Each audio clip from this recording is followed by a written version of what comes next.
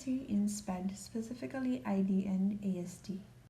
Starting with ID or intellectual disability, there's a significant limitations in IQ, specifically information processing and language acquisition. There's also limitation in adaptive behavior, so it composes of conceptual skills, social, and practical. So conceptual skills include receptive and expressive language, writing and reading, and for practical is just basically activities of daily living. There's also limitations in motor and socio-emotional development, and they could have self-injurious behavior, and usually the onset is before the age of 18. Next is ASD or Autism Spectrum Disorder. So it is a pervasive developmental disability which affects the person's ability to communicate and interact with others. So these are the problems usually found. Communication, so they could have echolalia, social interaction, so they could do minimal eye contact or they do not know how to read social cues or do. Then there's odd play as well, then restrictive or repetitive behavior, oversensitivity or undersensitivity to stimuli. Then there's tactile defensiveness or sensitivity to touch, then maladaptive behavior. These are actions that hinder a person's ability to adapt, adjust, or do activities of daily living. Difficulties in attention as well as aggression and motor can also be observed, and the onset is usually before the age of 3. So it is important to remember in ASD that no one is the same. That's why it's called a spectrum. So there are different levels of ID which helps in identifying its severity. So there's mild, moderate, severe, and profound, and severity unspecified. So they all differ in IQ and the support needed.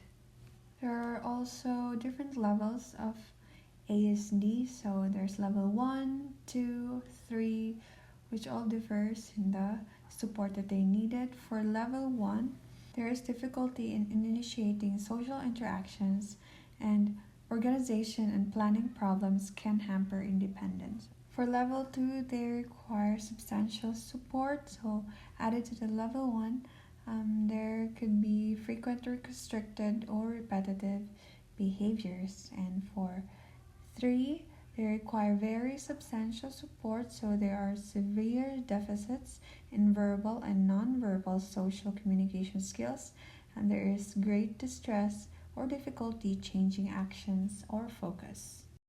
As for the cause, there is no single known cause as to why these conditions happen. So we also have different types. We have Down syndrome, ASD with ID, Fragile X syndrome. So in Fragile X syndrome, there is a combination of ID and autism. So there's poor eye contact, hyperactivity, and usually they have a long face, prominent forehead, and protruding ears. Then fetal alcohol spectrum disorder, so they have difficulties in learning, poor memory, as well as in social skills. They could also have distinct features like shortened opening between the eyelids, thin upper lips, and then there's a smooth groove in the middle of the upper lip.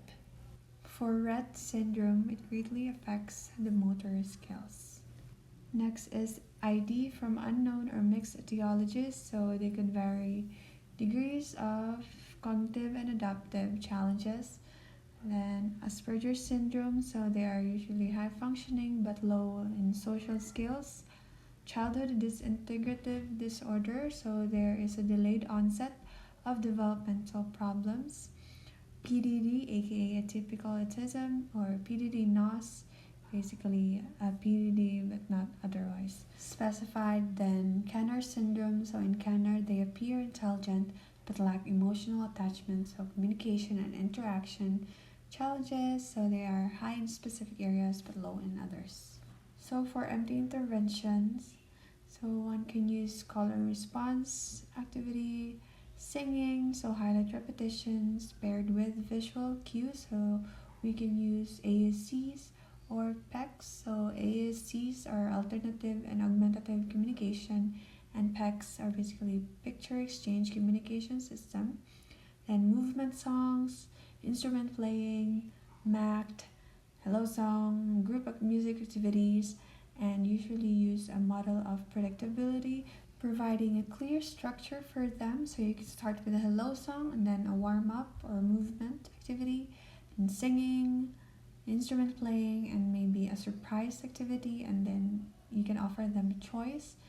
Then for the end would be closing. You can also use social stories to teach them about social cues, and then always do a music-based reward system. These are some side notes. So object classification, meaning identifying colors, shapes, seriations, or grouping objects by size, number, or attribute. Then spatial relationships, usually focusing on learning up and down or in and out. Then temporal relationships, it's like first, second, last, and maladaptive behaviors.